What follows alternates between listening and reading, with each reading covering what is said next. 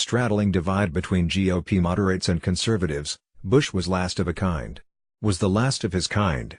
Pulitzer Prize-winning author John Meacham, who wrote a biography of the 41st president, calls him the last gentleman.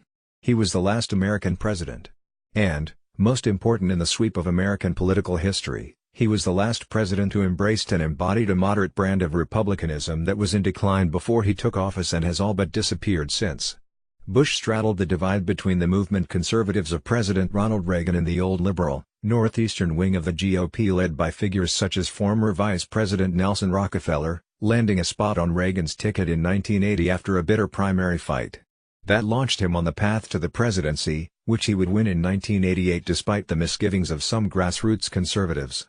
From the Oval Office, Bush presided over the fall of the Berlin Wall, the swift defeat of Iraqi forces that had invaded Kuwait, the enactment of the Americans with Disabilities Act, the extension of the Civil Rights Act, the expansion of environmental regulations and a 1990 budget deal that both set the country on a path to fiscal stability while it permanently turned his right flank against him because the law included tax increases.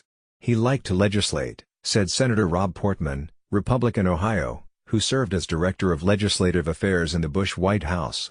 But Bush's internationalist approach to foreign policy, a function in part of his experience as a Navy bomber pilot in World War II, a U.S. representative to the United Nations, an envoy to China and a director of the Central Intelligence Agency, was his greatest legacy, according to presidential historians. He should be given credit for how he performed in the presidency, that leadership role of internationalism, multilateralism, free trade, international law, international associations, said Barbara A. Perry, Presidential Studies Director at the University of Virginia's Miller Center.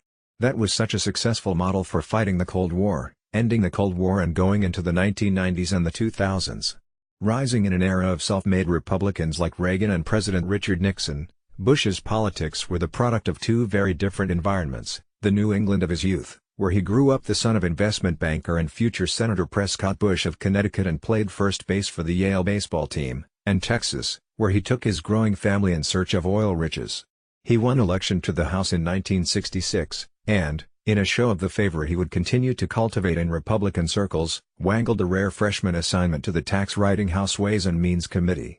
Bush's landmark legislation was the creation of Title X, which provides federal funding for family planning programs, a push that earned him the derisive nickname Rubbers from his colleagues and marked him as a social moderate at a time when the party was in the early stages of a hard right turn on cultural issues. After losing a 1970 Senate race against Lloyd Bentsen, Bush's loyalty to the party was rewarded when Nixon appointed him to the UN post. He would leave that job for the chairmanship of the Republican National Committee, where he was charged with leading the party during, and in the immediate aftermath of, the Watergate scandal. He leaned on Nixon to resign for what he said was the good of both the party and the country. And then Bush went to China to represent the U.S. as President Gerald Ford's top diplomat there. His title, Chief of the U.S. Liaison Office to the People's Republic of China, rather than ambassador, suggests just how new and delicate the relationship between the two powers was at the time. Surely, no one in either party had a resume to match Bush's when he won Iowa, the first contest in the 1980 GOP primaries. But eventually he succumbed to Reagan, who had nearly thwarted Ford's renomination bid in 1976. Reagan didn't want Bush, who had called his supply-side theories voodoo economics, but he needed balance on his ticket to unify his conservative populist wing of the party with the party establishment.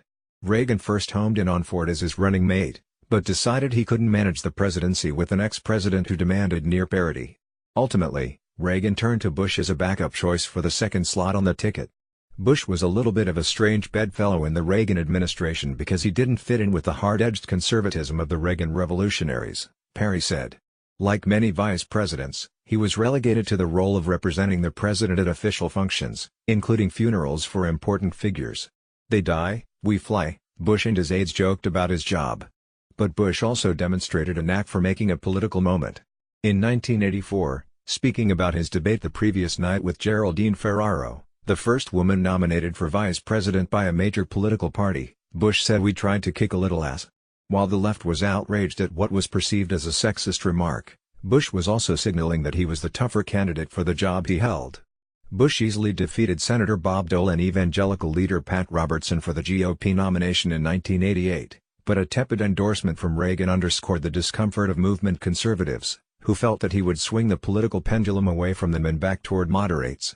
He ran a sharp-elbowed general election campaign against Democratic nominee Michael Dukakis, the Massachusetts governor, that seized on a state prison furlough program in an inmate named Willie Horton. Horton, who is black, raped a white woman while out on furlough, and became a theme of Bush's speeches and run on behalf of Bush that was criticized for fear-mongering and race-baiting. Bush would go on to win the election with a whopping 426 electoral votes, nearly 4 times Dukakis' 111. Just 2 years later, he would give conservatives reason to believe that their worst fears about his political instincts had come true. After a briefing from Treasury Secretary Nicholas F. Brady about mounting budget deficits and their potential effect on the economy, Bush determined that the country's fiscal books had to be brought into better order. The president was convinced that if something wasn't done, it would come back to hurt middle-class families and the economy, said Portman, who was in the room for the session. For months, Bush negotiated with congressional leaders from both parties and eventually decided to renege on his campaign pledge of no new taxes in the interest of cutting a deal with Democrats that also curtailed spending. Many analysts say that was the beginning of the end of his re-election effort, as conservatives abandoned him in a three-way 1992 race against Democrat Bill Clinton and Reform Party candidate Ross Perot. Anita McBride, executive in residence at American University's Center for Congressional and Presidential Studies and an aide to Reagan and both Presidents Bush, said George H.W. Bush exhibited a selfless patriotism in both international and domestic politics, as evidenced by his decision to break such a major campaign promise. He had the courage to do something he knew would lose him an election, the way Lyndon Johnson did with the Civil Rights Act, McBride said. This had to be done for the country, when faced with all the realities of where the economy was and was headed, so he didn't kick the can down the road. Despite his break with his party's base, Bush's defeat was particularly stunning because his approval rating had risen to nearly 90% at the end of the Gulf War in early 1991.